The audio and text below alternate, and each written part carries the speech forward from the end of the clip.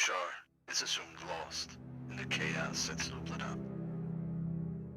A new companion has escaped with you, a Durgar tradesman named Hemeth.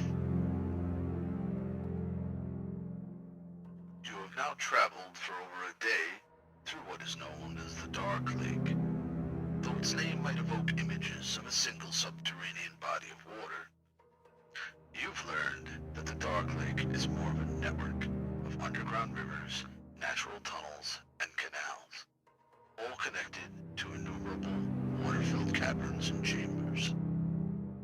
This vast waterway stretches for over 100 miles across, with ceilings that are miles high in some places, and depths that are unfathomable. Your new traveling companion, Hemeth, proudly states that his people did work extending and widening many of the interconnecting passages of the Dark Lake. They also constructed locks for raising and lowering watercraft to different levels within it, opening up large portions of the network for travel. But the Grey Dwarves are not the only ones capable of navigating the Dark Lake. Many creatures have experienced traversing its waters, including the Kuatoa fish-like humanoids, known for their insane obsession with unraveling the secret patterns of the Underdark.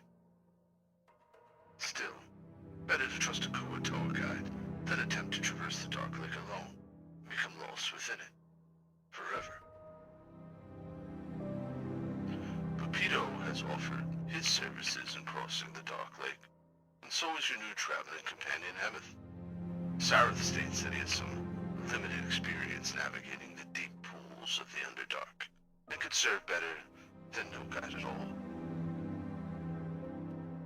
After choosing your guide, the next question will be, where to go? Both Pepito and Hemeth suggest going to Gracklestug, a large underground Durgar city.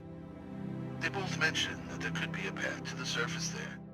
After all, the Grey Dwarves do sometimes trade with surface dwellers, but both are not making any guarantees. Sareth disagrees. He claims that Neverlight Grove would be the better place to head. It is the mushroom forest home of Stool and others in his Myconid commune. The Myconids are ambulatory fungus creatures who are known for their appreciation of a quiet, peaceful life. Stool, of course, agrees, eager to be home with his people. But Sareth seems more concerned about a drow party from Velkenveld that might still be pursuing you, and is convinced that the protection and aid of the mostly benevolent Myconids would provide a safer place to hide out and regroup than the busy Durgar city of Gracklestug. He also seems concerned about the loathing that many of the Grey Dwarves have towards his people, the Drow. He has mentioned more than once that the Durgar would sooner make him a slave, and maybe you too, than to treat the party with any hospitality.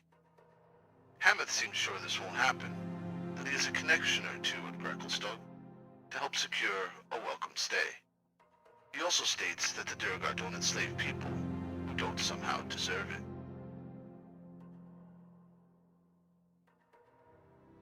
Eldith also chimes in, saying she remembers your previous companions, the Sverfneblin, talking of their ruined city of Blingdenstone.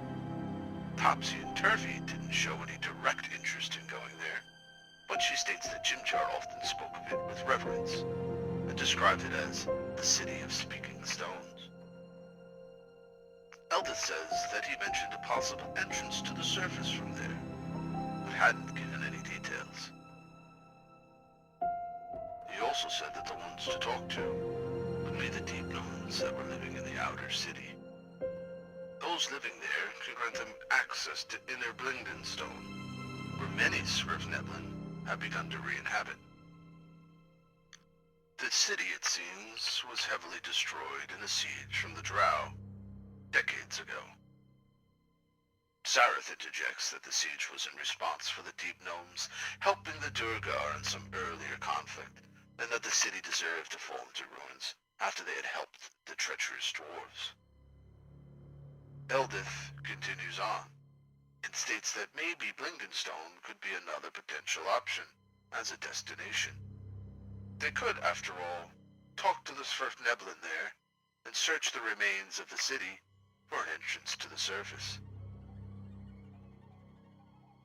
Your party now has a decision to make. Travel on the Dark Lake to Gracklestone, or take the lake as far as they can towards Neverlight Grove or Blingdenstone. Each destination will lead to approximately 3 weeks of travel or more. Blingdenstone and Gracklestone both being about an equal distance, while Neverlight Grove being just a few more days of travel. But if the reverberation of evil that can lurk in the Dark Lake is too much, a decision to test the perilous tunnels and caverns of the solid rock and soil was still available, though you may need to travel longer. Your companions seem to be looking for guidance, and they don't seem ready to travel alone. After all, the events of Slublada are still fresh in their minds, and they already know